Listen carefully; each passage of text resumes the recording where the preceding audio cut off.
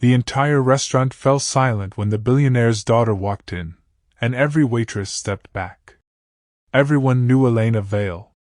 One wrong word could cost a server her job.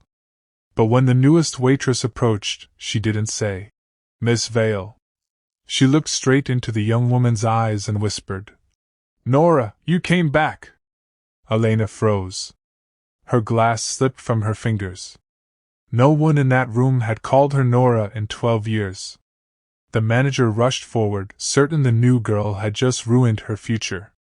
Instead, Elena stared at her as if she had seen a ghost. Then she asked one question that changed everything. "Where did you hear that name?" What nobody knew was that behind Elena's cruel reputation was a promise, a vanished childhood friend, and a secret her billionaire father had spent years trying to bury. Before the night ended, the waitress would discover why Elena terrified everyone, and why the name Nora was the one thing she feared hearing most. And as the doors closed behind her, the staff understood that this was not an ordinary customer's arrival. Something hidden had just returned with her. Elena Vale was 27, heir to the Vale Hotel empire, and the most feared customer at the Grand Harbor restaurant. She complained about tiny mistakes, demanded managers, and left staff shaking after every visit. Some said she enjoyed power. Others believed she was simply heartless. The truth was stranger. Maya Carter, the new waitress, had taken the job to help pay her younger brother's college fees. On her first shift, the staff warned her never to challenge Elena and never to mention the past. Yet Maya had recognized the woman instantly from an old photograph hidden inside her late mother's box. In that picture, two little girls stood beside a lake. One was Maya's mother. The other wore a silver bracelet engraved with the name Nora. Maya had not planned to reveal anything, but when Elena entered, the old memory returned.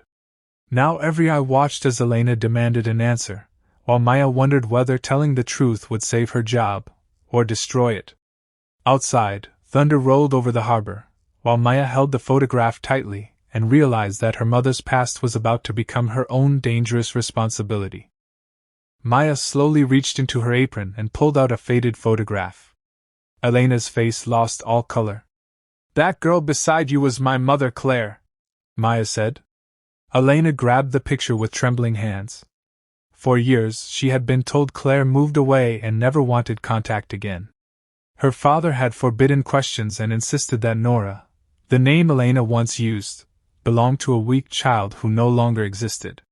Maya explained that Claire had died 2 months earlier, leaving behind a letter meant for Elena. But the letter had disappeared before Maya could read it.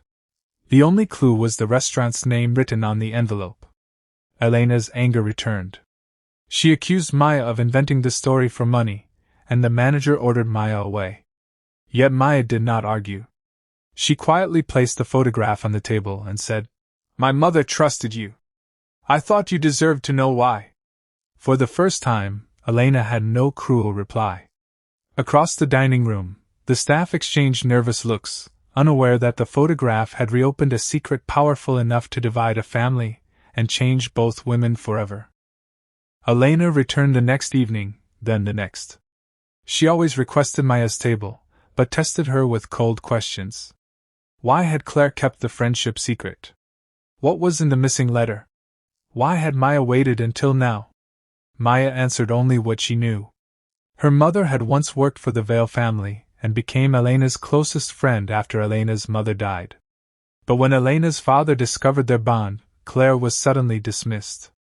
Maya remembered her mother crying whenever Elena's name appeared on television. One rainy night, Elena finally admitted that her father had changed her after Claire vanished. He taught her that affection created weakness and that fear kept people loyal. So Elena built a sharp, untouchable version of herself. Maya listened without pity. Then she said, "Maybe everyone fears Elena because Nora never got the chance to be heard." Elena looked away, but her eyes filled with tears. Neither woman noticed the manager listening nearby. He had worked for the Vale family for years, and the fear on his face suggested that he knew far more than he was willing to say. 3 days later, Maya found a sealed envelope inside an old cookbook her mother had left behind.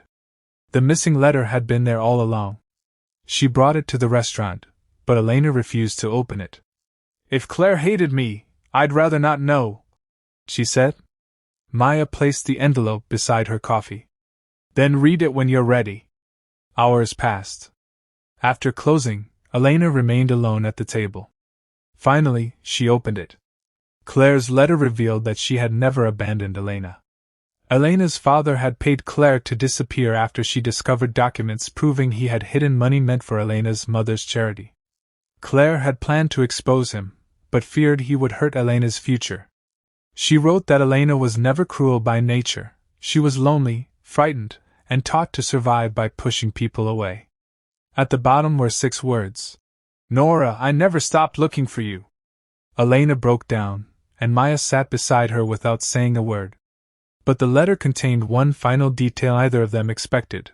Claire had hidden proof somewhere inside the city, and she trusted Elena alone to decide what happened next. The next morning, Elena confronted her father at the Vale headquarters. He denied everything until she placed Claire's letter and copies of the charity records on his desk.